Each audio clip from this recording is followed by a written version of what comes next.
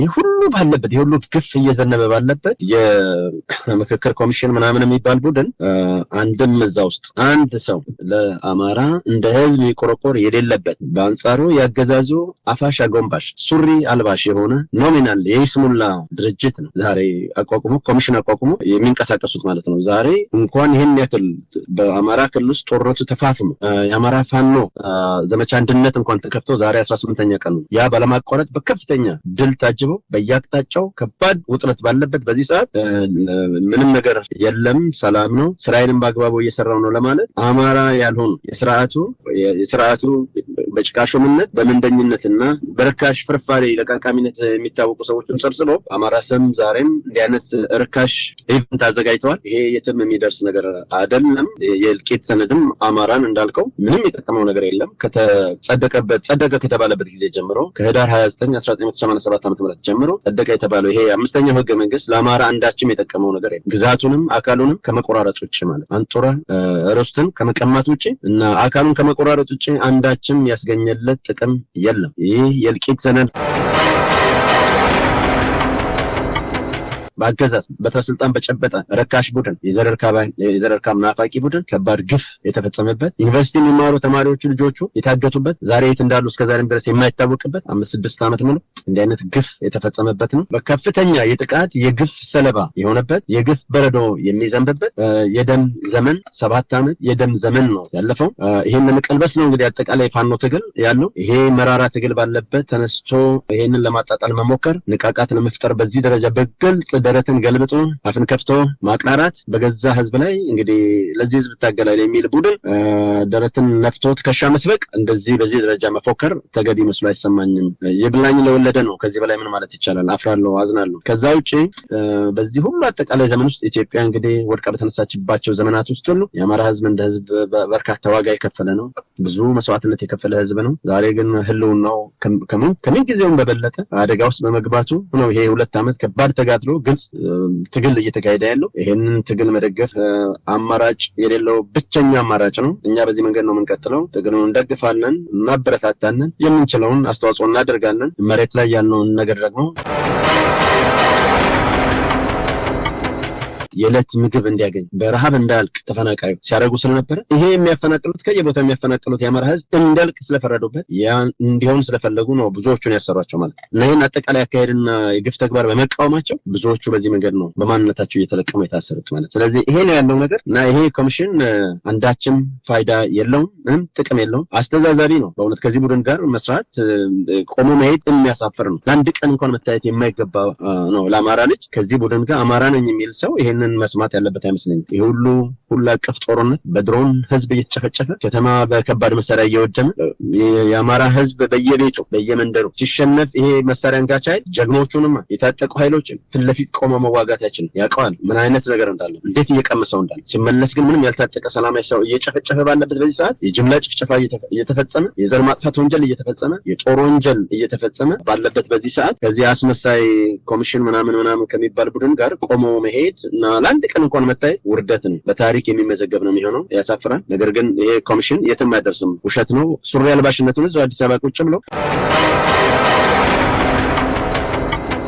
ጤና ይስጥልኝ የተከበራችሁ የብሬዲዮ ቤተሰቦችና አድማጮች፣ በወቅታዊ ሀገራችን ጉዳይ እንድንወያይ እንደወትሮ ሁሉ መቶ አለቃ ሳሙኤል ይፍሩን ጋብዘናል። መቶ አለቃ ሳሙኤል ይፍሩ የኢትዮጵያ ፖሊስ ዩኒቨርሲቲ በካዴት ኦፊሰርነት ተመርቋል። መቶ አለቃ ሳሙኤል ይፍሩ እንግዲህ በአዲስ አበባ ፖሊስ በከተማዋ የተለያዩ ክፍለ ከተሞች በተለያዩ የኃላፊነት ደረጃዎች ለ10 ዓመት አገልግሎ ተቃውሞን ከምርጫ 97 በኋላ በነበረው ፖለቲካዊ ሁኔታ በገዛ ፈቃዱ ለቆ በዓለም አቀፍ ድርጅት ውስጥ በሙያው አገልግሏል። በዓለም አቀፍ ምርምርና ዓለም አቀፍ ግንኙነት የመጀመሪያ ዲግሪውን በአገር ቤት አግኝቷል። ከአገር ከወጣም በኋላ በአገራዊ ወቅታዊ ሁኔታ በተለይም ከጸጥታ ጉዳይ ጋር ባለው ኃላፊነትና ቦታ የነበሩ ሁኔታዎችን በቅርብ በመከታተል ወቅታዊ መረጃዎች ሲሰጠን ቆይቷል። እንግዲህ መቶ አለቃ ሳሙኤል ይፍሩ ከነዚህ ጉዳዮች በተጨማሪ በግል የታሪክ አረዳድና ንባቡም እንግዲህ ከታሪካዊ ሁኔታዎችን መሰረት አድርገን ከዚህ ቀደም ውይይት ማድረጋችን ይታወሳል። ዛሬም ባለው ወቅታዊ ሁኔታ እየተወያየን እንድንቆይ ጋብዘነዋል። የፕሮግራሙ አዘጋጅ ሀብታሙ አሰፋ ነኝ። እስከ ውይይታችን ፍጻሜ አብራችሁ እንድትቆዩ በአክብሮት እንጋብዛለን። ጤና ይስጥልን መቶ አለቃ ሳሙኤል ይፍሩ፣ እንደምሰነበት እንኳን በድጋሚ ተገናኘን። ጤና ይስጥልኝ ሀብቴ፣ አመሰግናለሁ። እግዚአብሔር ይስጥልኝ። እንደዚሁም ለህብር ውድ አድማጮች የክብር ሰላምታ አቀርባለሁ። እግዚአብሔር ይስጥልኝ፣ አመሰግናለሁ። ከልብ አመሰግናለሁ መቶ አለቃ ሳሙኤል። እንግዲህ የአብይ አህመድ ወደ ስልጣን የወጣበት 7ኛ ዓመት ሲነሳ የጸጥታ ጉዳይ አንዱ ነው። እንግዲህ ኢትዮጵያ አሁን ያለችበት የደረሰችበት የጸጥታ ሁኔታ ግልጽ ማሳያዎች የሆኑ ምስክሮች ያሉበት፣ ይሄንን ዛሬም አይተው እንዳላየ ለመሆን እየሞከሩ ያለበት ነው። ዛሬ እንኳን ይሄን ውይይት በምናደርግበት እንግዲህ ከአማራ ክልል ወደ አዲስ አበባ የመጡ የነበሩ መንገደኞች ላይ የጥይት ሩምታ ተከፍቶ መንገደኞች የተወሰኑ ህይወታቸው አልፎ የተወሰኑት እንግዲህ እገታ ተደርጓል። ይሄ እንግዲህ ባለፉት አንድ ወራት ውስጥ እንኳን ለ3ኛ ጊዜ የተደረገ እገታ ነው።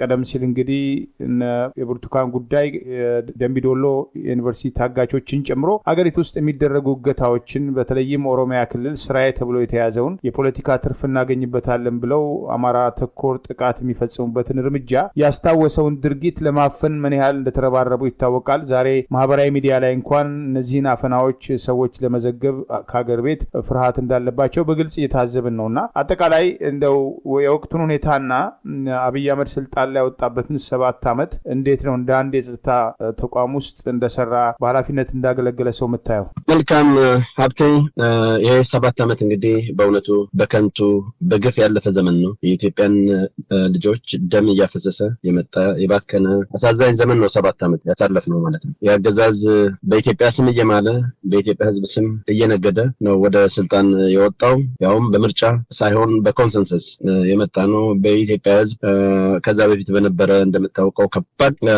ሰላማዊ ትግል ብዙ ዜጎች መስዋዕትነት የከፈሉበት፣ የታሰሩበት፣ የተሰቃዩበት፣ ሰብአዊ መብታቸው የተጣሰበት ከባድ መከራ አሳልፈው አጠቃላይ ውጭም ያለው ሕዝብ ከእስር ቤት ውጭ ያለውም ሕዝብ ከባድ እንቢተኝነት ያሳየበትና ከባድ ትግል ተካሂዶበት የመጣ ነው። በዛ ሂደት ውስጥ ከውስጥ የሕዝቡን ስሜት የበለጠ እናውቀዋለን፣ የሕዝቡን ስሜት እንጋራለን። የእኛም የውስጥ የሚያንገበግብ ጥያቄ ነበረ ምናምን በሚል በማስመሰል የሕዝቡን ስሜት ይዘው በመነሳት ሕዝቡም ሌላ ኃይል በመምጣት ከባድ ጉዳት የሚያስከትል ሁኔታ ከመፍጠር ከውስጥ ራሳቸው ይህን ያክል ከተገነዘቡት እና የኢትዮጵያን ሕዝብ በተሻለ ለመምራት ቁጭት እና መንገብገብ ካላቸው ይሁን በሚል ለኢትዮጵያ ሕዝብ ቅንነት ነበር ይህን እድል የሰጣቸው ለነ አብይ አህመድ ማለት። ነገር ግን እጃቸውን ወዲያውኑ በደም ነው ማሟሸት የጀመሩት። ይሄም ሐምሌ 19 ቀን 2010 ዓ.ም እጅግ በጣም የተከበረውን ኢንጂነር ስመኘው በቀለን በአደባባይ በጠራራ ፀሐይ ያስገደሉበት ወይም የገደሉበት ነው። ከዛ ጋር ተያይዞ የተሰራው አጠቃላይ ተውኔታዊ ድራማና ማስመሰል በምርመራ ስም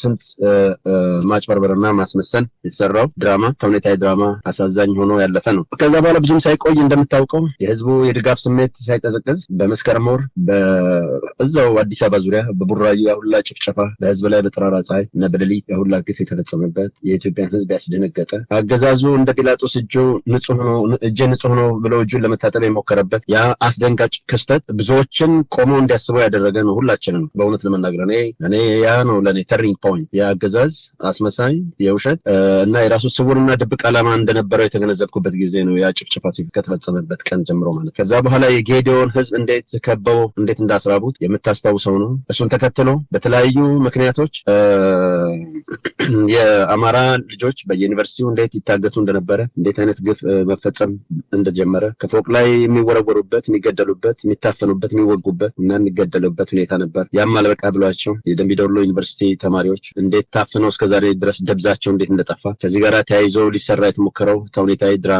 አሳዛኝ ትራጂክ የሆነ ግን ተውኔታዊ ድራማ እንዴት እንደተሰራ በአገዛዙ በኩል ይህ ሁሉ ሲሆን አገዛዙ እጄ ንጹህ ነው ከደሙ ንጹህ ነኝ ለማለት እና የጲላጦሳዊ ስልትን እንዴት ለመከተል እንደሞከረ የምታስታውሰው ነው። ከዛ በኋላም እንግዲህ በሙሉ የምታውቀው ታሪክ እንዳለ ሆኖ ጀዋር ተከበብኩ እንደዚህ ሆንኩ ምናምን ባለበት ሰዓት በአማራው ላይ በየቦታው የተፈጸመው የጅምላ ጭፍጨፋና ግድያ ታሪክ መቼም ይቅር የማይለው በአሳዛኝነቱ በመራራነቱ የተመዘገበ ጉዳይ ነው። ማንም ሊክደው ሊያጭበረብረው በማይችል ደረጃ ማለት ነው። ከዛ በኋላ በየቦታው እንግዲህ አማራው እንዴት እንደሚጨፈጨፍ የወለጋን ጭፍጨፋ የምታስታውሰው ነው። የቤኒሻንጉል ጭፍጨፋን አማራውን ለይቶ በማንነቱ መጨፍጨፍ እና በጅምላ በግሬደር መቅበር የምታስታውሰው ነገር ነው። ያሁላ አንሶ ከዛ በመጨረሻም አማራ ክልል በወቅቱ የነበሩ የአማራ ክልል የአዴፓ አመራሮች እንዴት እነሱን በተውኔታዊ ድራማው አካል ሆኖ በዛው በተለመደ ያጻጻፍ ስልትነት በተጻፈው ስክሪፕት መሰረት ባገዛዙ እና በአብይ አህመድ እንዴት አይነት የግፍ ጭፍጨፋና ግድያ እንደተፈጸመ እንደተፈጸመ እሱም የሚታወቅ ነገር ነው። ራሳቸው በተውኔታዊ ድራማ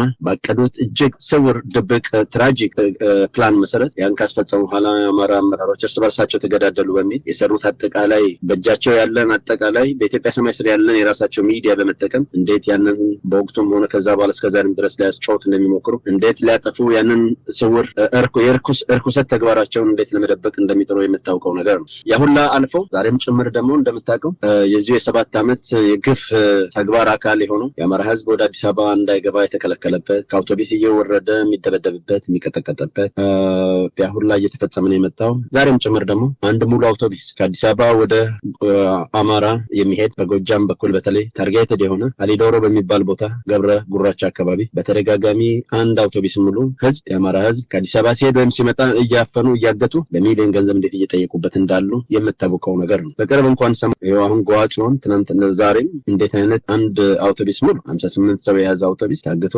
በሩምታ ተኩስ ምንም ባልታጠቀ ሲቪሊያንስ ላይ ከጎጃም ወደ አዲስ አበባ በመምጣት ላይ በሚገኝ አውቶቡስ ምን አይነት የግፍ ተግባር ዛሬ ጭምር እናንተ አሁን ከመነጋገራችን ከሰዓታት በፊት ምን አይነት ድርጊት እንደተፈጸመ እየተሰማ ጉዳይ ነው። ዛሬ እነኚህ የሚገደለው ይገደላል፣ የሚደፈረው ይደፈራል፣ ገንዘብ የሚጠየቅበት ይጠየቃል። እንዲህ አይነት ድርጊት ባለበት የኦሮሚያ ክልል ወደ ፍጹም ሰላምነት ተሸጋግሯል። እንደዚህ በዚህ ወጣ በዚህ ገባ የሚባል እነለገሱት ሁሉ ዛሬም ርካሽ ፕሮፓጋንዳቸውን ፕሮፓጌት ለማድረግ ይሞክራሉ። በአጠቃላይ 7 ዓመቱ ሲታይ መግደል፣ መጨፍጨፍ፣ መካድ በሚል ፍልስፍና የሚመራ ነው። በአጠቃላይ ይህ 7 ዓመት አሳዛኝ ነው። አገዛዝ በትረ ስልጣን የጨበጠ ቡድን ራሱን በአንድ ነገድ ውስጥ በመወሸቅ በተለይም ደግሞ በአማራው ላይ ከባድ ግፍ እየፈጸሙ የመጡበት ነው። ያንን ዛሬም እያቆሙ አይደለም፣ አጠናክረው ነው እየቀጠሉ ያሉት። ነገር ግን የአማራ ህዝብ ደግሞ ሌላ የተተወለት አማራጭ ባለመኖሩ ከ2 ዓመት በፊት በይፋ የተከፈተበትን ጦርነት እና ያንን ለመቀልበስ እና የኢትዮጵያን የአማራን ህዝብ ህልውና በማስከበር ኢትዮጵያን ብሎም ኢትዮጵያን ለማዳን ከባድ መስዋዕትነት በመክፈል ላይ ነው የሚገኘው። ይህንን መራራ ትግል እና መራራ ግፍ የደም ዘመን ለማቆም ይህን የ7 ዓመት የደም ዘመን ለማቆም ከ2 ዓመት በፊት ይህ ዘመን 5 ዓመት እያለው በአማራ ህዝብ ላይ በይፋ በሩ ድረስ በመውሰድ የከፈተውን ጦርነት ለመቀልበስ የአማራ ልጆች ወይም የአማራ ህዝብ አብራ ክፋይ የሆነው ፋኖ በጽናትና በቁርጠኝነት እጁ ላይ ባለ መሳሪያ በመታገል ዛሬ አደረጃጀቱን ወደ ከፍተኛ ኃይል በማሸጋገር በጣም ከባድ ተገዳዳሪ ኃይል በመሆን የአማራ ህልውና ለማስከበር በጽናት በመታገል ላይ ነው የሚገኘው። ይሄ 2 ዓመቱን ሊያከብር የቀረው 6 ቀን 5 ቀን ነው። ከዚህ በኋላ 2 ዓመቱን ለመድፈን ማለት ነው ትግሉ። በዚህ 2 ዓመት ውስጥ ከባድ መስዋዕትነት ተከፍሏል። በአገዛዙም በኩል እየፎከረ እየተግለበለበ ራሱን የሰይጣን ማድሪያ አድርጎ ወደ ኃጢአት ጉድጓድ በመንደርደር የንጹሃንን ደም እየነጠቀ ወደ ኃጢአት ጉድጓድ በመንደርደር ላይ ያለውን ይህንን አገዛዝ እና ጭፍራውን መሳሪያ አንጋች ኃይል በከፍተኛ ደረጃ ተመጣጣኝ የሆነ እርምጃ በመውሰድ በየአቅጣጫው በጣም አኩሪ የትግል ውጤት እና ድል በማስመዝገብ ላይ ነው የመጣው። ይህንኑ ሁኔታ የበለጠ አጠናክሮ ይቀጥላል። ድል እስከሚጨበጥ ድረስ ይሄ ርካሽ አገዛዝ እስከሚወድቅ ድረስ ያለው ብቸኛ አማራጭ ይሄ በመሆኑ ለአማራ ህዝብ ህልውና ብሎም ለሌላውም ኢትዮጵያ ህዝብ ህልውና እና መዳን ሲል ከልቂት ከጥፋት ከመሰልቀትና ከመዋጥ ለማዳን ሲል ያለው ብቸኛ አማራጭ ይሄ በመሆኑ ይህን ትግል አጠናክሮ ቀጥሏል። የበለጠ አጠናክሮ ይቀጥላል። ከዚህ አንጻር በአገዛዙ በኩል እየተወሰዱ ዛሬም ጭምር ያሉት ነገሮች እርምጃዎች ይህንን የበለጠ የአማራ ህዝብ የበለጠ በጽናት እንዲታገል የሚያደርግ ነው። ከፕሮፓጋንዳ እስከ እልቂት ተግባራቸው ድረስ ሲመዘን እና ሲለካ በከፍተኛ ጭካኔ የታጀለ አማራን ከምድረ ገጽ ለማጥፋት የሚደረግ መፍጨርጨር ርካሽ ሰይጣናዊ መፍጨርጨርና ተግባር ነው እየተፈጸመ ያለው። ይህንን ግን ቀድሞ ያወቀው የአማራ ህዝብ እና የአማራ ፋኖ በጽናት ከመጨረሻው በመታገል ላይ ነው የሚገኘው። በዚህም አዎንታዊ ውጤት በማስመዝገብ ላይ ነው የሚገኘው። ትግሉ እስከ መጨረሻው ድረስ በድል እስከሚደመደም ድረስ ይሄ ትግል ተጠናክሮ ይቀጥላል እና በእንዲህ መንገድ ነው ማየው። ሀብቴ አመሰግናለሁ። ከልብ አመሰግናለሁ። እንግዲህ የአማራ ብሔር ተወላጅ የሆኑት ላይ ፖለቲከኛ አልቀረ፣ ጋዜጠኛ አልቀረ፣ ማህበራዊ አንቂ አልቀረ፣ ማንም የቀራቸው የለም። እንግዲህ አይኑ ቀለም አላማረንም ያሉትን ሁሉ እያፈሱ ዛሬም ድረስ እያሰሩ ነው። አሁንም በቅርቡ እንኳን የሻዕቢያ የህወሓትና የአማራ ጽንፈኛ ተላላኪዎችን አዲስ አበባ ውስጥ አስረናል ማለት ከ900 በላይ ሰዎች ከየቤታቸው ከየቦታው እየለቀሙ ማሰራቸውን የገለጹበታል። ኤርትራውያን፣ ትግራይ ተወላጆችና የአማራ ብሔር ተወላጆች ደግሞ እንደ አዲስ የጥቃት ኢላማ ይሆኑበታል። እንግዲህ በ10 ሺህ የሚቆጠር የአማራ የህሊናና የፖለቲካ እስረኛ በየእስር ቤቱ ታግሮ ባለበት ሂደት ውስጥ አገዛዙ በአማራ ህዝብ ላይ ቀጥተኛ ጦርነት ከፍቶ ዛሬም በድሮን ጭምር ህጻናትና ሴቶችን እየጨፈጨፈ የአገዛዙ ስልጣን አስጠባቂ ጦር ራሱን መከላከያ ብሎ የሚጠራው ወራሪ ጦርና አብረውት የተሰለፉት ሁሉ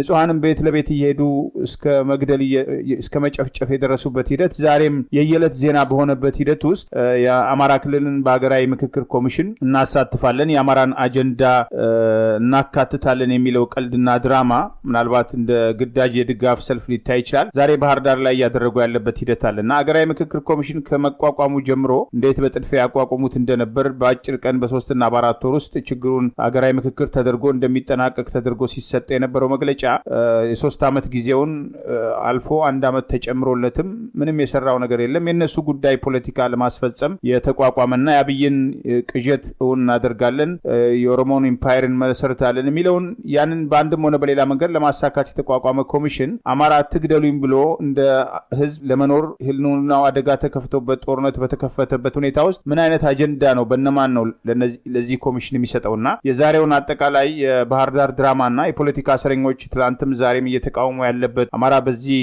ድራማ ውስጥ እንደማይሳተፍ በ83ም አማራን አግልሎ አማራ የለም ተብሎ ሽግግር መንግስት ተብሎ ህገ መንግስት ከዛም በኋላ ሲረቀቅ ጸረ አማራ የሆነ ህገ መንግስት እስከ ማዋቀር እስከ ማዋለድ የደረሱበትና ሲፈልጉ እሱን አማራን ለመቅጣት አማራን ለመግደል አማራን ለማሳደድ የሚጠቅሱት የአማራን አንገት ለማስደፋት ለአማራ ፖለቲከኞችን ለማፈን ሲጠቀሙበት የኖሩበት ሰነድ ነውና ምን የተሻለ ነገር ይመጣል? ይሄን ድራማ እንዴት ነው እየተከታተልክ ያለው? መልካም ሀብቴ፣ ከዚህ የ7 ዓመት በአማራ ህዝብ ላይ አገዛዝ ተብዬው ራሱን የሰይጣን ማድሪያ ያደረገ ጋኔናዊ ቡድን አማራን መጨፍጨፍ እንደ ክብር የሚቆጥረው እንደ አገዛዝ ስልጠነት የሚከተለው ነው። ይሄ እንግዲህ አፓርታይዳዊ እንግዲህ ወደ አዲስ አበባ አማራ አይገባም ብሎ መመለስ መከልከል አፓርታይዳዊ አገዛዝ መሆኑን ምንም የሚያረጋግጥ ነገር ነው። የ21ኛው ክፍለ ዘመን የምስራቅ አፍሪካ አፓርታይዳዊ የአገዛዝ ስልጠነት የሚከተል አገዛዝ ነው። ምናልባት ልዩ የሚያደርገው የሚያስገርመው የአፍሪካ አንድነት ድርጅት በተመሰረተበት ከተማ ውስጥ የአፍሪካ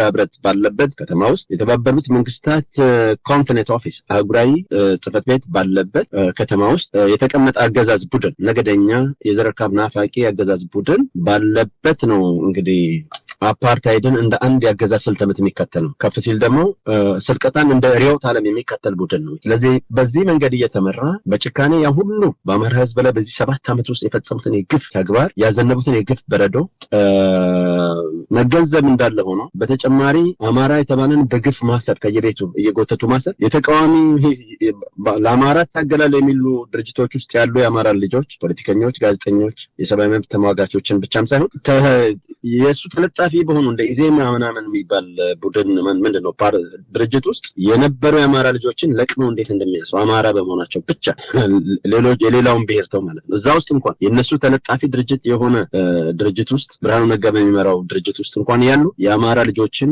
ሴት፣ ወንድ፣ ወጣት ምናምን ሳይሉ እንዴት ለቅመው የሚያስሩ እንዴት ግፍ እንደሚፈጽም አንድ ዶክተር ከበደ ጫኔን መውሰድ ትችላለህ። ገነት አራጌ የምትባል ልጅ አካሄዳቸው ስላልጣማትና ስለተቃወመች ትክክል አለመሆኑ ለብርሃኑ ነጋ ለራሱ ስለነገረችው ብቻ ዛሬ የት እንዳለች እንኳን አይታወቅም። ከ50 ምናምን ቀን 2 ወር ሊሞላት ነው ልጅ ማለት እና እንዲህ አይነት አገዛዝ እና በግፍ አማራ የተባሉትን በወረንጦ እየለቀመ በተቃዋሚ ፓርቲ ውስጥ የሚሆኑ ተለጣፊ የሚሆኑ ምንም ለአማራ በቀጥታ በሚታገሉ ድርጅቶች የፖለቲካ እንቅስቃሴ ውስጥ ያሉ የሚሆኑ ከዛ ውጪ ጋዜጠኞች የሚሆኑ የሰብአዊ መብት ተሟጋቾች የሚሆኑ አንዳንዴም ደግሞ ምንም አይነት ግንኙነት የሌላቸውን ሰዎች አማራ በመሆናቸው ብቻ ወይም ደግሞ በንግድ ተቋማት ውስጥ አዎንታዊ ኢኮኖሚያዊ አቅም መገንባት የቻሉ ሰዎችን እየለቀሙ እንዴት በግፍ እንደሚያስሩ እንዴት ከስራቸው እንደሚያፈናቅሉ እንዴት ስራቸው እንደሚነጥቋቸው የሚታወቅ ነገር ነው። ይህ ሁሉ ባለበት ይህ ሁሉ ግፍ እየዘነበ ባለበት አሁን ያነሳው የምክክር ኮሚሽን ምናምን የሚባል ቡድን አንድም እዛ ውስጥ አንድ ሰው ለአማራ እንደ ህዝብ የሚቆረቆር የሌለበት በአንጻሩ ያገዛዙ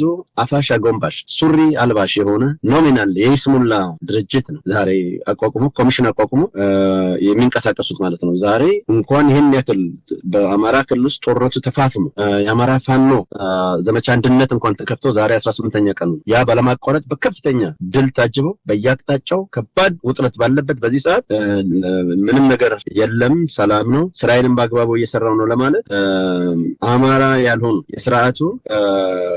የስርዓቱ በጭቃሾምነት በመንደኝነትና በርካሽ ፍርፋሪ ለቃቃሚነት የሚታወቁ ሰዎችን ሰብስበው አማራ ስም ዛሬም እንዲህ አይነት ርካሽ ኢቨንት አዘጋጅተዋል። ይሄ የትም የሚደርስ ነገር አይደለም። የእልቂት ሰነድም አማራን እንዳልከው ምንም የጠቀመው ነገር የለም።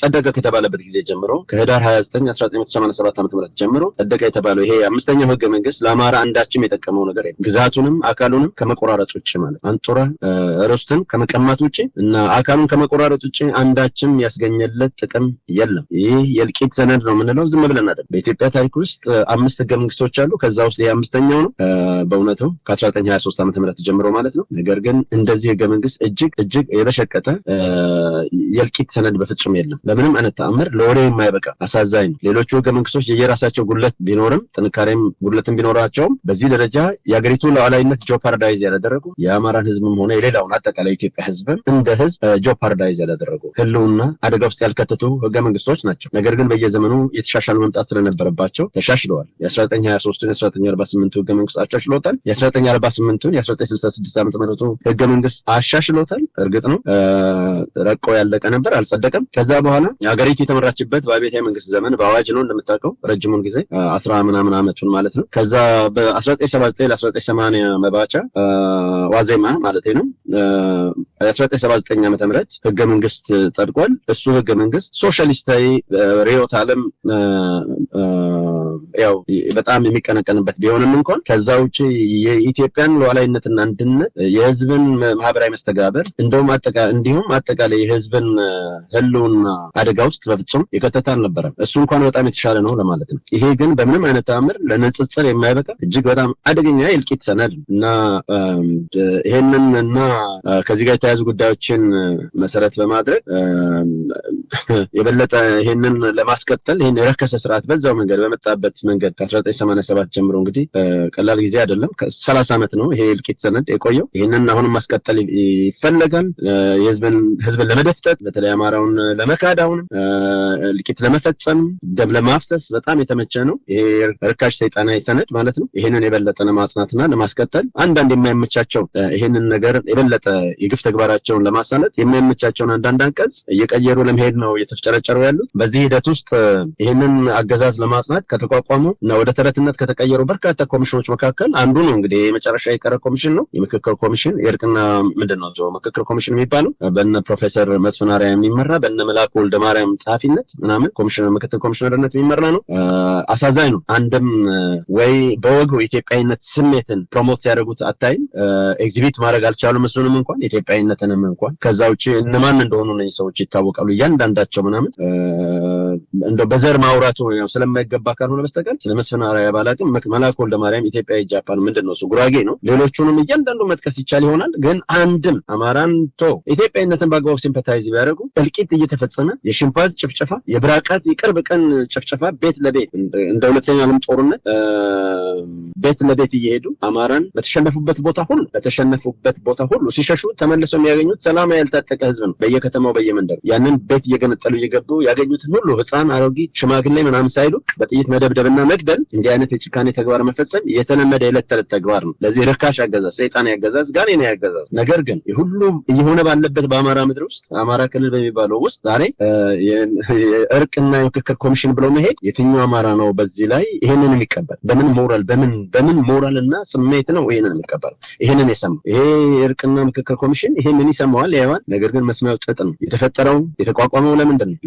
ለአፋሽ አጎንባሽነት፣ ለአደግዳጊነት፣ ለሱሪ አልባሽነት የተቋቋመ የምክክር ኮሚሽን እንጂ እውነት ህዝብን ሲምፓታይዝ የሚያደርግ አገርን የሚያስቀድም እያንዳንዱን ዜጋ ነፍስ ዋጋ የሚሰጥ ስብስብ አይደለም። ይሄ እጅግ በጣም አሳፋሪ ነው። የዚህ ርካሽ ሰይጣን አገዛዝ ማስፈንጠሪያ እና አገልጋይ ነው። ይሄንን በምንም አይነት ተአምር ከዚህ በኋላ አማራ ህዝብ አይቀበለውም፣ አይሰማውም። ፈለገ ሲያወሩ ብለው ቢያድሩ አንድም እነሱን የሚሰማ አማራም የለም። በቃ የስርዓቱ አደግዳጊ ለስርዓቱ አደግዳጊነት፣ አፋሽ አጎንባሽነት፣ ሱሪ አልባሽነት የተቋቋመ ኮሚሽን ነው። ከዚህ በኋላ በፍጹም መስማትም አጀንዳ መሆኑም የሚችል ቡድን አይደለም። ማፈሪያ ቡድን ነው። አንድም ነገር የሁሉ አማራ ታስሮ እስር ቤት በውሸት ሰብስበው በማንነታቸው በቃ ግፍን በመቃወማቸው ግድያን በመቃወማቸው የዩኒቨርሲቲ ተማሪዎች መታገትን በመቃወማቸው በየቦታው የሚደርሰውን አማራ መፈናቀል በመቃወማቸው እነሱን የሚፈናቀለውን ህዝብ እርዳታ እያሰባሰቡ በመመገባቸው ወይም የዕለት ደራሽ እርዳታ ለማድረግ በመሞከራቸው በወረንጦ እየተለቀሙ የታሰሩ የአማራ ልጆች፣ ምሁራን ጭምር፣ ጋዜጠኞች ይህንን የግፍ ተግባርና ዘመኑ ትክክል አለመሆኑን በአደባባይ በምክር ቤት ጭምር የተቃወሙትን አጠቃላይ አገዛዛዊ አካሄድ ትክክል አለመሆኑ የተቃወሙ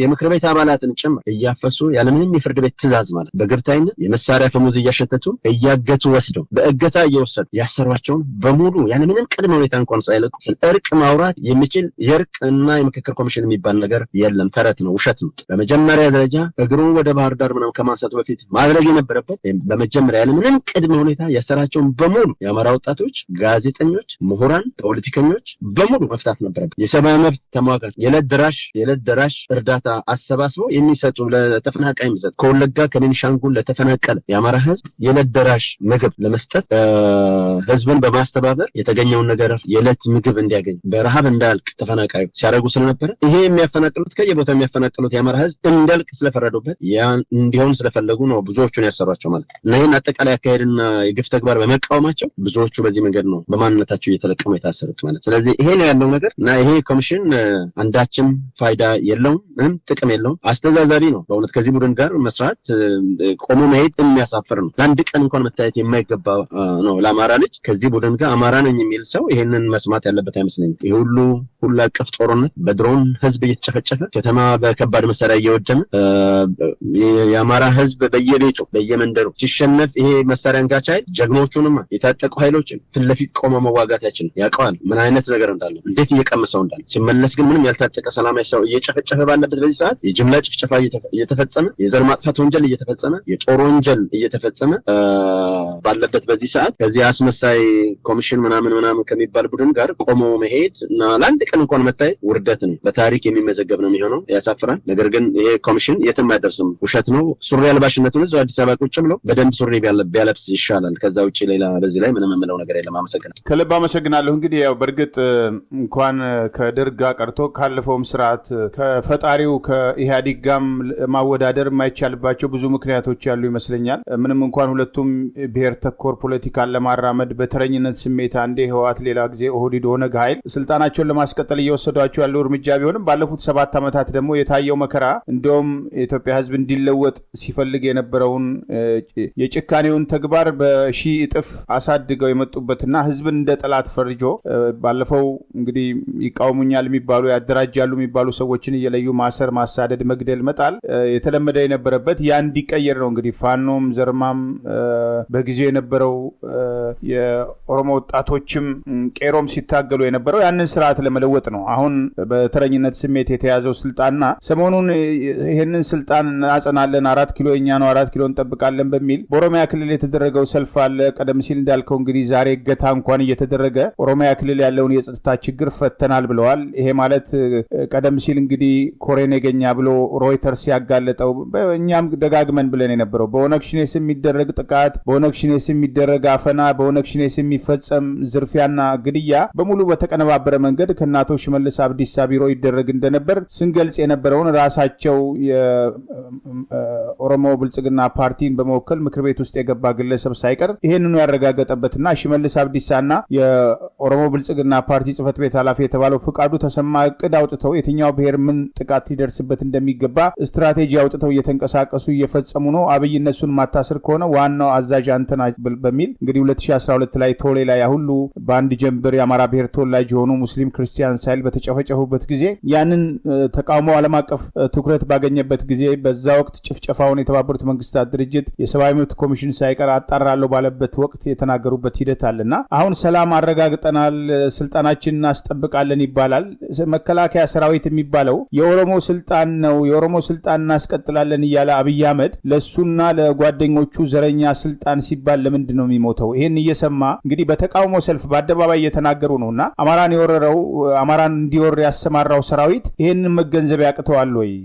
ምክንያቱም ደረጃ በደረጃ እየተፈረከረከ የመጣ ሰራዊት ነው። ነገ ስርዓቱ ምን ይጣ ይኖረዋል የሚለውን እንግዲህ መስከረም 2 1983ን ማሰብ ነው። 15ኛ አብዮት በዓል ተብሎ መስቀል አደባባይ ያ ሁሉ ሰው ግጥም ተብሎ ደርግ ሲፎክር የነበረበትና ከዛ በኋላ ሰራዊቱ ያ ሁሉ ግዙፍ ሰራዊት የት ደርሶ ነው ከመስከረም እስከ ግንቦት ባለው ሂደት ውስጥ ያ ሁሉ ስርዓት የተፈረከረከበት የሚለውን ሁሉም ሰው መለስ ብለው ማየት ነው። እነዚህ ድራማዎች ዛሬ ባህር ዳር ላይ የተደረጉ ድራማ፣ ሰሞኑ የሚደረጉ የድጋፍ ሰልፎች ሁሉ ስርዓትን አጽንተው እንደማያቆሙ በተግባር የሚታይ ነውና እነዚህን ሂደቶች በተለይ መከላከያ ሰራዊት ነኝ ብሎ አፉን ሞልቶ የሚናገር ይኖራል ወይ? በጨፍጫፊነት የተሰማራ ኃይል ለኛ ስልጣን ነው የምትሞተው የኛን ስልጣን ለማስቀጠል ነው እያሉ በአደባባይ እየተናገሩ የለም እኔ ለሀገር ነው የምሞተው ለሀገር ነው የምትሞተው እያሉ ደግሞ መልሰው ሲናገሩ ይሄንን ማዳመጥ አለበት ወይ? በተለይ የታጠቀው ኃይል በየትኛውም ደረጃ ያለው በተለይ ደግሞ አማራው ወደደም ጠላም ፖለቲከኞች ብቻ ሳይሆን አሁን በፖለቲካ ስር ላይ ውስጥ ካሉት የፌዴራል ፖሊስ አባል የነበሩ የመከላከያ አባል የነበሩ አዛዥ የነበሩ በአማራ ማንነታቸው ሳቢያ እየተለቀሙ ነው የታሰሩት። የቀሩትም እስከሚያገለግሉ ያገለግላሉ። ቀናቸው ሲደርስ እየተነሳ እድልና ሁኔታ ከሰጠው አብይ አህመድ ተራ በተራ ይጨርሳቸዋልና ይሄ ባለበት ሂደት ውስጥ ከዚህ ሂደት መማር አይገባም ወይ? እንደው እግረ መንገድ የምታቀርበው ጥሪ ካለ። መልካም ሀብቴ፣ የጸጥታ ተቋማትን በተመለከተ ይሄ አገዛዝ ወደ ስልጣን ሲመጣ ግልጽ እቅድና ስውር እቅድ ይዞ ነው የመጣው። ስለዚህ ግልጽ እቅዱ ምንድነው? ኢትዮጵያን ፕሮሞት ማድረግ ነው። ስንኖር ኢትዮጵያዊ ስንሞት ኢትዮጵያ። ይሄ ነው ግልጽ እቅዱ አይደል? ስለዚህ ለጊዜው ቅቡልነትን ለማግኘት እና ወዲያውኑ ሊነሱ የሚችሉ ተግዳሮቶችን ለማዳፈን የተከተለው ግልጽ እቅድ ነው። ይሄ ስውር እቅዱ እያንዳንዱ ቢሮክራሲን የስርዓቱን አጠቃላይ መዋቅር ምናምን በአንድ ነገድ ጠቅልሎ የመያዝ እና ርካሽ እቅድ እውን ለማድረግ ገና ከመጀመሪያው ነው የጀመረው። ስውር እቅዱ መተግበር የጀመረው ላይላዩን ለሚዲያ ፍጆታ ብቻ ግልጽ እቅዱ ይወራል፣ ኢትዮጵያዊነት እንደዚህ። ከዛ ውጭ ግን በእያንዳንዱ ቀንና ሌሊት ያለመታከት ሲሰሩ የነበረው ስውር እቅዳቸውን መተግበር ነው። በዛ ውስጥ የጸጥታ ተቋምን መቆጣጠር ግንባር ቀደም ተግባራቸውን የነበረው። ስለዚህ መከላከያውን ቀስ እያሉን እየተቆጣጠሩት የመጡት ቀስ እያሉ ማለት በወቅቱ በወራት ውስጥ ሊሆንም ማለት ነው። በጣም ቀስ እያሉ በሚመስል ምክንያቱም አስበው ያኔ መከላከያ ሚኒስትር አድርገው የመጀመሪያ ከሾሙ በኋላ ጠቅላይ ኤታማዦር ሹም ጀነራል ሳረ መኮንን ቁጭ አድርገዋል። በስሩ እንዴት እነ ብርሃኑ ጁላ እንዳስቀመጡ የምታስታውሰው ነው። ከዛ በኋላ እንግዲህ ከሰኔ 15 2011 በኋላ እንዴት ከደህንነት ኃላፊነት ጀነራል አደም መሐመድን አምጥቶ ጠቅላይ ኤታማዦር ሹም አደረገ፣ ለኖሚናል ማለት ነው። ብርሃኑ ጁላ በዛው በምክትል ጠቅላይ ኤታማዦር ሹምነት ቀጠለ ማለት ነው። ያም ትንፋሽ እንግዲህ ለማግኘት የነበረውን ነገር እስከሚያስተካክል ድረስ ነው ለኖሚናል ማለት። ያ በምክትል ጠቅላይ ኤታማዦር ሹምነት መጀመሪያውንም እንዴት እንደነበረ የምታስታውሰው ነው። ሚኒስትሯ ወይዘሮ አይሻ የሚባል ከአፋር የሚወለዱት እሳቸው ነበሩ። የእሳቸውም ጉዳይ ለኖሚናል ነው። ዛሬ ተመልሰው ተሹመዋል መሰለኝ እሳቸው። ያኔ የተሰራው ስራ እንዲህ አይነት ድራማ ነው። ከዛ ወዲያውኑ አደም መሐመድን አንስቶ ከወያኔ ጋር የነበረው ጦርነት ጥቅምት 24 ቀን 2013 ዓ.ም ልክ ሲጀመር በ15 ቀን ውስጥ ነው አደም መሐመድን አነሳው። ከዛ በኋላ ብርሃኑ ጁላ ምርኮኛው ጠቅላይ ኤታማዦር ሹም እንዲሆን አደረገ ማለት ነው። እሱን አበባው ታደሰን ደግሞ ምክትል አደረገ ማለት ነው። እንደምታስታውሰው ለኖሚናል ለማስመሰል ማለት ነው። ዛሬ አበባው ታደሰ ራሱ ምን እየፈጸመ እንዳለ በዚህ 3 ዓመት ውስጥ በተለይም በዚህ 2 ዓመት ውስጥ ምን ፈጸመ በአማራ ህዝብ ላይ እንዴት አይነት ድርጊት የግፍ ድርጊት እንደፈጸመ የምታውቀው ነው። ሰው ኦልሬዲ የበሰበሰ ነው። በእርኩሰት በግፍ ተግባር የበሰበሰ ሰው ስለሆነ ለወሬ የሚበቃ ታሪክ ከዚህ በኋላ የለውም እሱ። ለማንኛውም መከላከያውን ዛሬ 100% በሚባል ደረጃ እንዴት አመራሩን ሁሉንም ነገር እንዴት ሞኖፖላይዝ ማድረግ እንደቻሉ አይናቸውን በደም አጥበው ማለት በጨው አጥበው ማለት አይቻልም። በደም አጥበው እንዴት ባንድ ነገድ ሞኖፖላይዝ እንዳደረጉት ማለት። ከዛ ውጪ ያሉ አንዳንድ ሰዎች ውርውር የሚሉ ቢኖሩ ኢንሲግኒፊካንት ምንም ተጽዕኖ ማሳደር የማይችሉ ተላላኪዎች ናቸው ማለት ነው።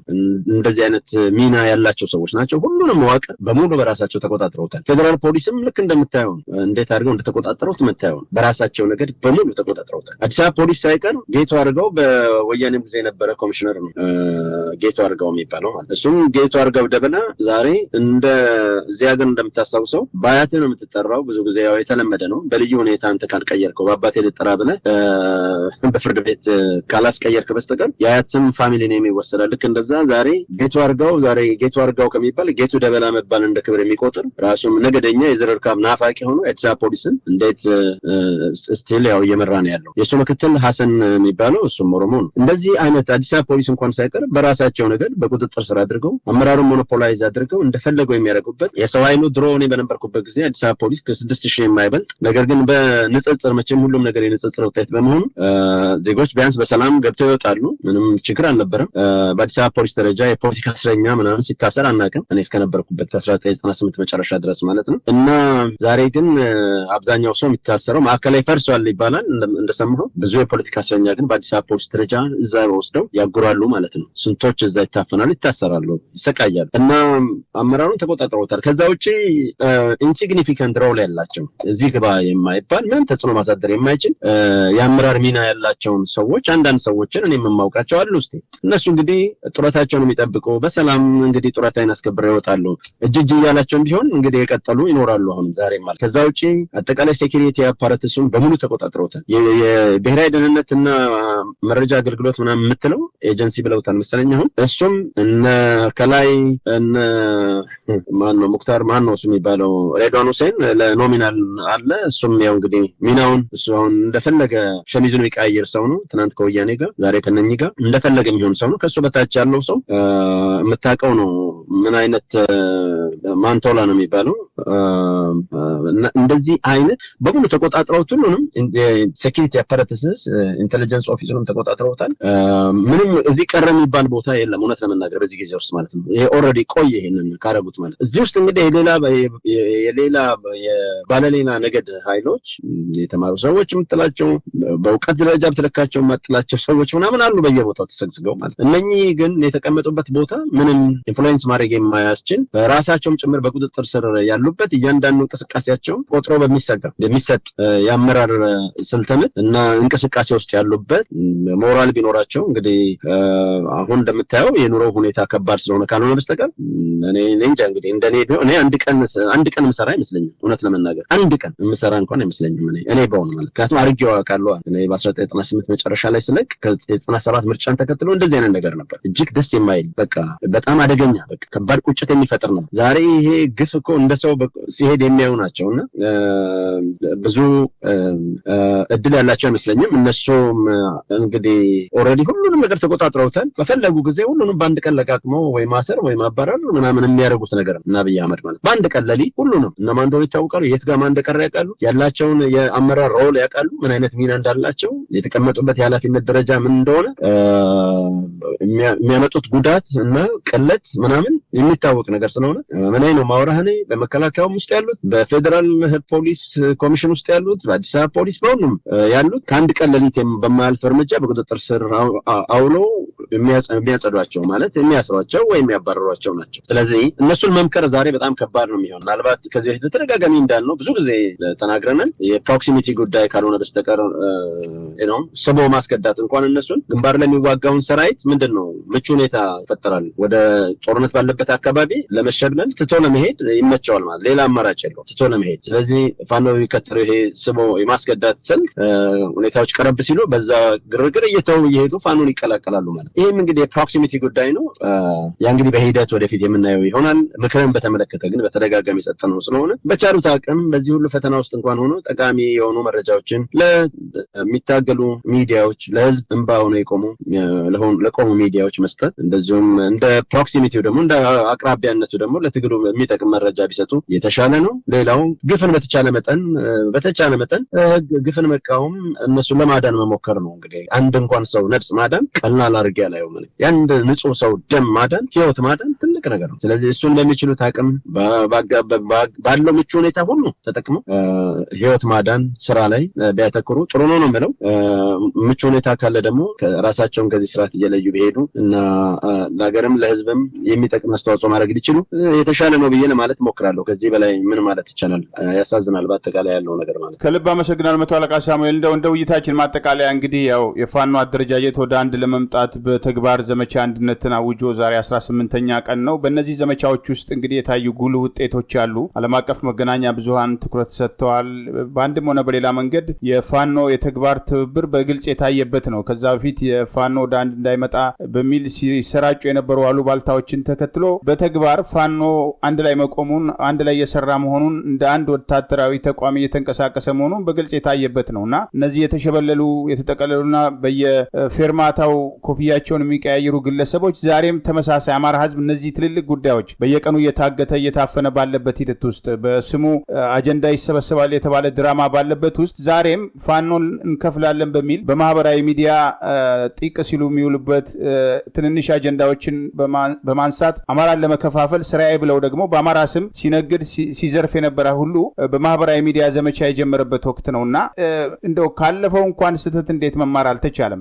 በተለይ ለሚያዳምጠው ሰው እነዚህ በየጊዜው ፌርማታ በመጣ ቁጥር ራሳቸውን የሚቀያይሩ ያገዛዙን ተልዕኮ እየፈጸሙ ነው። አማራ ትኩረት እንዳያደርግ በአጀንዳዎቹ ላይ እንዳይሰበሰብ ለማድረግ ዛሬም አሉባልታን ዋነኛ አጀንዳ አድርገው ይዘው የመጡበት ሂደት አለና በተለይ ሰሞኑን ብርጋዴር ጀነራል ተፈራ ማሞ የሰጡትን አስተያየት ተከትሎ የአማራን አንድነት እንከፍላለን፣ ፋኖ አንድ ላይ እንዳይቆም እናደርጋለን ከሚለው ጀምሮ የተለመደ የፋኖ መሪዎችን ስም የማጥፋት ዘመቻም እንደ አዲስ ለመጀመር እየተንቀሳቀሱ ያለበት ሂደት አለና ከዚህ ሂደት ካለፈው በተግባር እንኳን የተሸነፈ አሉባልታን በተግባር የታየን ስም ማጥፋትን ተከትሎ ዛሬም በዛው መንገድ ሄደን ውጤት እናመጣለን የሚለው በተለይ ለአዳማጩ ለሚመለከተው አካል እነዚህ ኃይሎች የማን ቅጥረኞች መሆናቸውን በተግባራቸው እያረጋገጡ መምጣታቸውን መገንዘብ አይገባም ወይ? እንደ ውይይታችን ማጠቃለያ።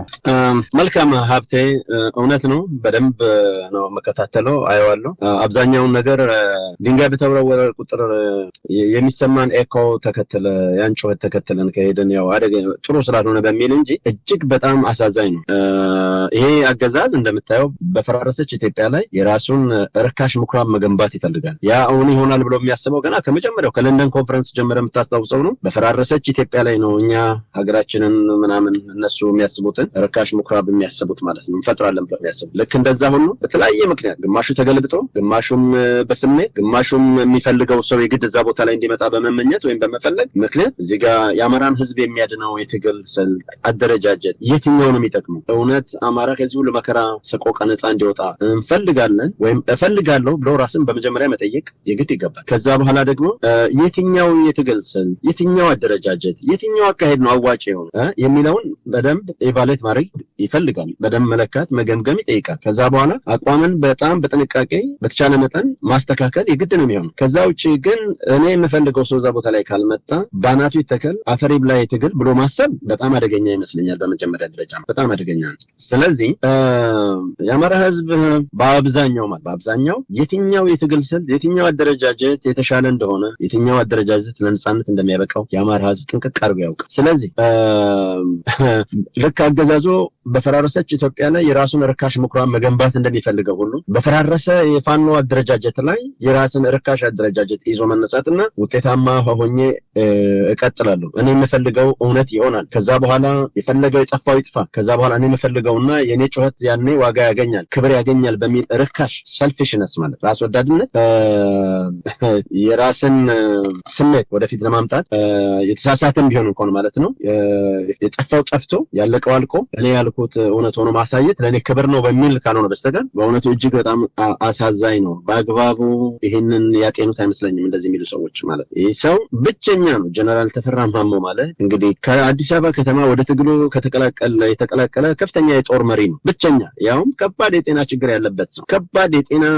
ጉድለት የነበረበት ሰው፣ ለበርካታ ጊዜ ታሞ ባልጋ ላይ የነበረ ከዛ ጋራ በተያያዘ ሕክምና የተከለከለ ነገር ግን ራሱን በተቻለ መጠን ራሱን ሲያስታመም የቆየ ቤቴን ምናምን ሳይል ሚስቴን ልጄን ምናምን ሳይል በጠፍ ጨረቃ ወደ ትግሉ ጎራ የተቀላቀለ ሰው አንድ ሰው ማለት ሌላ ጥራልኝ 1 2 3 በልና ጥራልኝ የለም ሌላ። ስለዚህ አንድ ይሄ ሰውዬ ሄዶ ትግሉ የተቀላቀለ ሰው ነው። በዚህ ሂደት ውስጥ አስተዋጽኦ የሚናቅ አይደለም፣ የሚናቅ አለመሆኑን በሚገባ ያውቁታል። ጠላትም ወዳጅም የሚያውቀው ነገር ነው። ስለዚህ አስተዋጽኦውን ለማምከን ለማጣጣል በዚህ ደረጃ መፍጨርጨር ለአማራ ትግል ቆሜያለሁ አማራ እንዲያሸንፍ እፈልጋለሁ ብለህ ስታበቃ በዚህ ደረጃ መምጣት በእውነቱ ራስን ትዝብት ላይ ከመጣል ባሻገር ምንም የሚገኝ ጥቅም ያለ አይመስለኝም። የቆምክለት የተለየ የተደበቀ ዓላማ ካለ ያን ዓላማ እንግዲህ ዓላማው ነው የሚያስጨው እንደዚህ የሚያደርገው ያንን ሰው ብለህ ታልፈዋለህ። ምንም ማድረግ አይቻልም።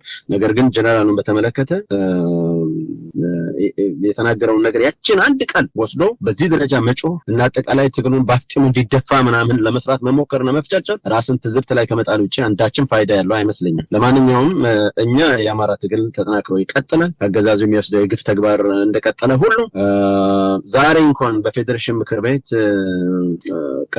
መጋቢት 24 ቀን ማለት ነው በ2017 ዓ.ም ማለት ነው መጋቢት 24 2017 ዓ.ም ፌዴሬሽን ምክር ቤት ህገ መንግስታዊ ስርዓቱን እና ህገ መንግስታዊነትን የህገ መንግስታዊነት ቅቡልነት ላይ የታዩ ተግዳሮቶች በሚል በቀረበ ጥናታዊ ጽሑፍ ላይ አንድ የፌዴሬሽን ምክር ቤት ጽሕፈት ቤት ኃላፊ የነበረ ሰው መለስ ታጋይ ነው ምናምን የሚባል ሰው አማራው 1987 ህገ መንግስት በሚረቅበት ጊዜ በቂ ውክልና አላገኝም፣ አማራው አልተወከለም ተብሎ ሲባል አጅሬው ምንድነው ያለው?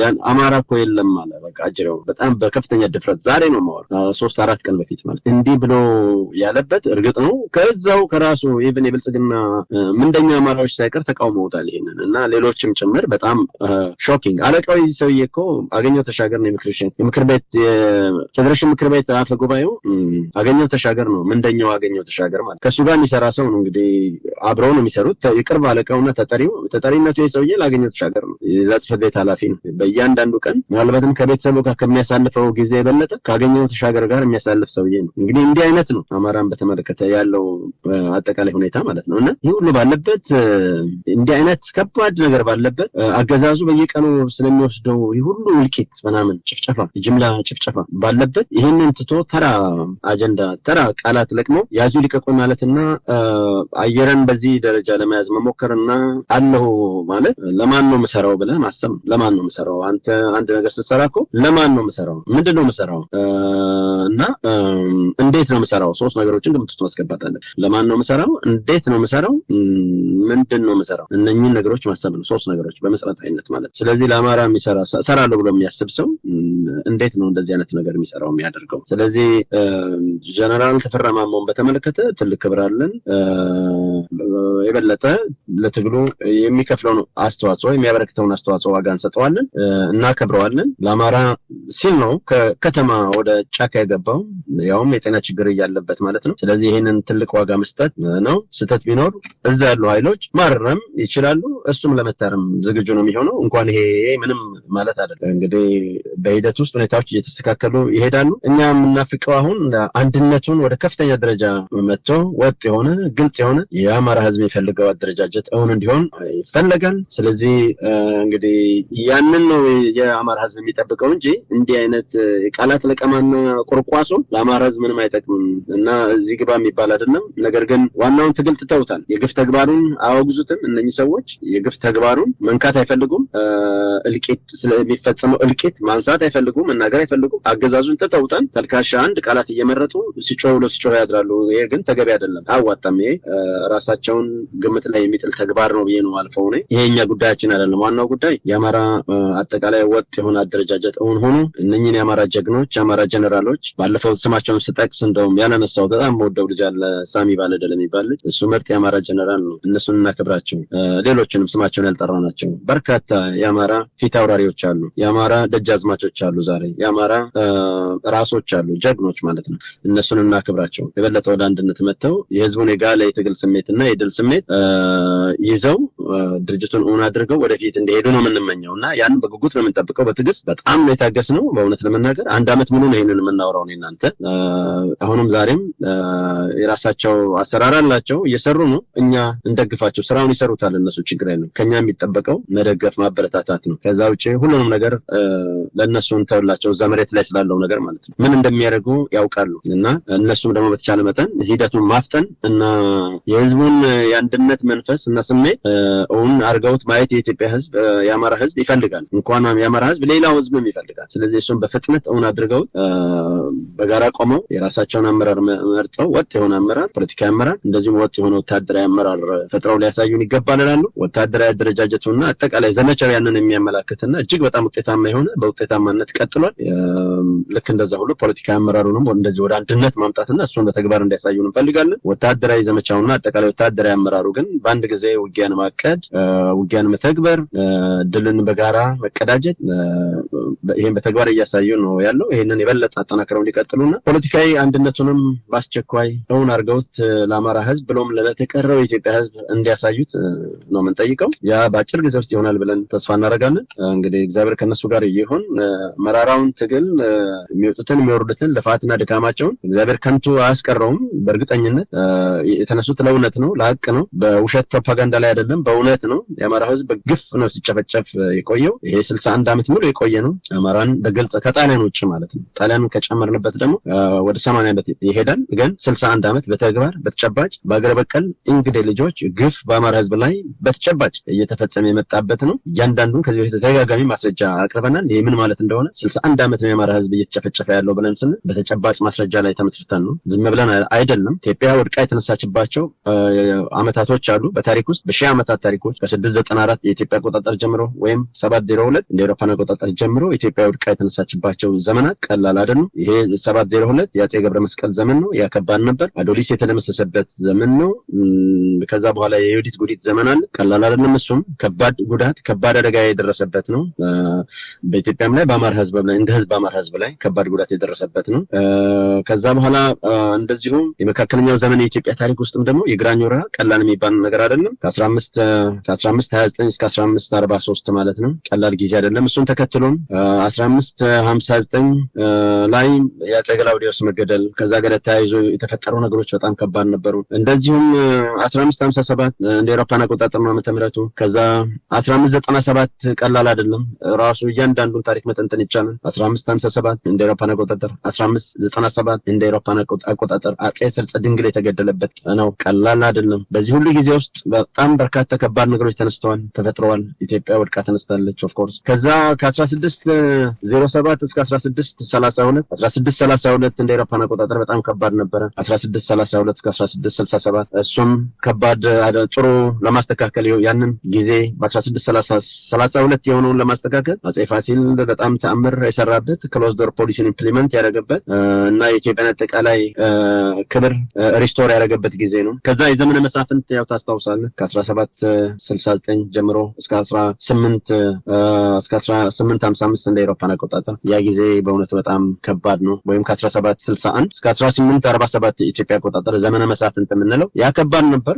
ዛሬ ግን የምናወራው ዛሬ ላይ ሆነን ነው። ይሄንን ዛሬ የመጣንበት ከ1983 በተለይም ማለት ነው ከ1983 ጀምሮ እስከ ዛሬ ያለው ጊዜ ለአማራ ህዝብ ሪሊ በጣም ከባድ ነው።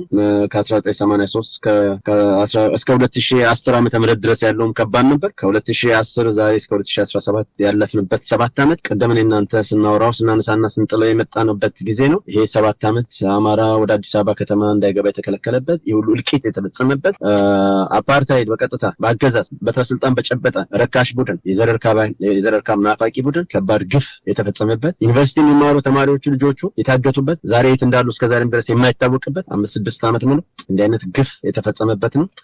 በከፍተኛ የጥቃት የግፍ ሰለባ የሆነበት፣ የግፍ በረዶ የሚዘንብበት የደም ዘመን 7 ዓመት የደም ዘመን ነው ያለፈው።